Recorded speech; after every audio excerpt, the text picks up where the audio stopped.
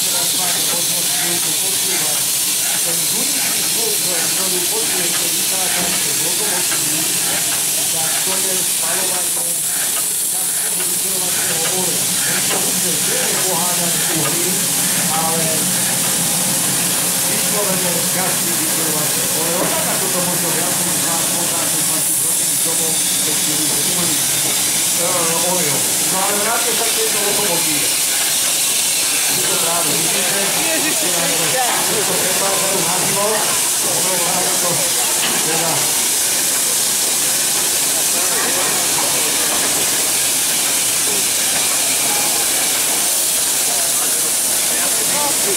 Mohol byť tým skončiť. Nevadí, ale ja vám to robím pocit. No dobre, poďme naspäť k tejto lokomotíve. Jedná sa o lokomotívu, ktoré bolo vyrobené v najväčšom počte na celom svete. V podstate vždy sa nedopáčalo, koľko bolo presne vyrobených týchto lokomotív, ale bolo ich 5600 kusov. Túto lokomotívu ako prvú vyrobila lokomotívka Boržik a stala sa základom lokomotív druhej svetovej vojny. Lokomotívy veľmi jednoduchej, schopnej vo strednom Slovácku, najväčšia 180 km obývou smerom. A tento lokomotívy vyrábali počas druhej svetovej vojny všetky lokomotívy Európy. Pohon zabezpečuje dvojnásobný stroj, prekračaný schopný česká atmosféra.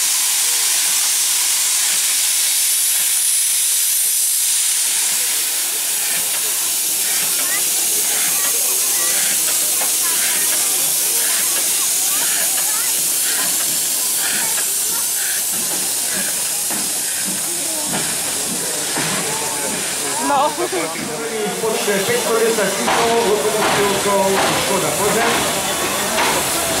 Je to obdobný typ lokomotívy, aký sa nám predvážal, samozrejme už po vojnovom prevedení a s vylepšeniami a s modernizáciou, aby táto parná lokomotíva bola hospodárnejšia a účelnejšia.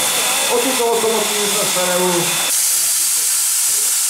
najväčšia rýchlosť 80 km, pohon dvojváčový parný stroj, rušená už stredopatý,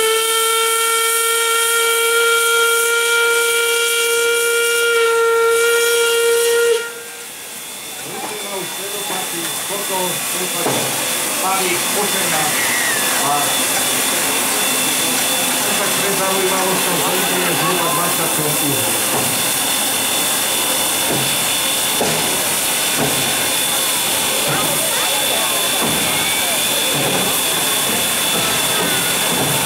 Pravdepodobne teraz tam do tej peče tohle trošku priložili a ukážu vám zase aj oni, čo dokážu. Rozumiem, ďakujem. Neprosím.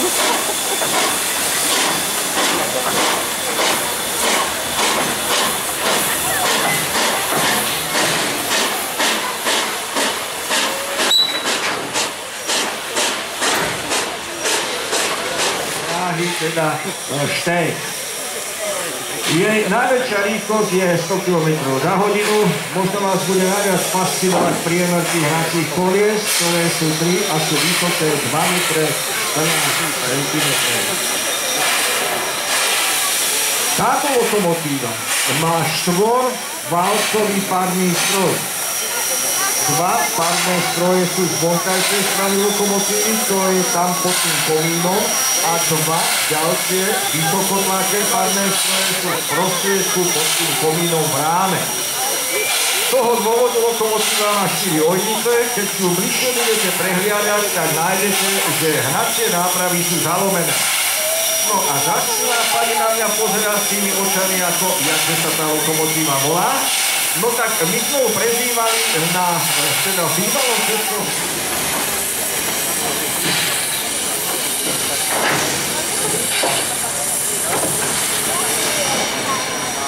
Zasa je tu kritika, tak tá pesní, ktorá bola natočná, to bol obyčajný šoker, hej. A som podľa toho, že lokomotíva mala mechanický šoker.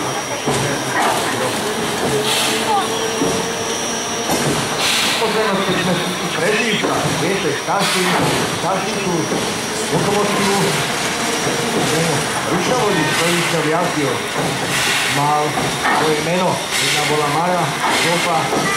Ja osobne som mal lokomotívu, ktorú som prezýval Hugo.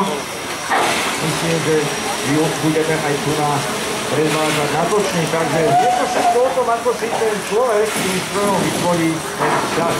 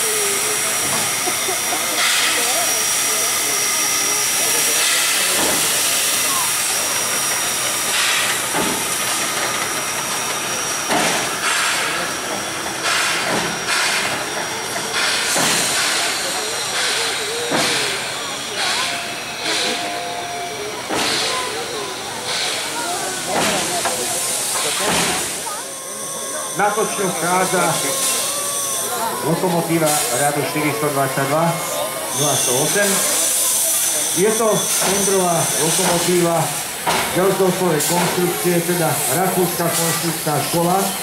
Táto lokomotíva má zaujímavosť v tom, že pohon je zabezpečený tzv. Združeným párnym strojom. Na každej strane tej lokomotívy je párny stroj o inom priemere. Keď budete pozerať šema tej lokomotívy, padáte, že priemer toho jedného válca je menší ako priemer toho druhého. O túto lokomotívu starajú moji priatelia Moment. Prezivku má Kríček, najväčšia rýchlosť 60 km za hodinu. Kríček, ako kríč, malý kríček. Taká zrozmenila.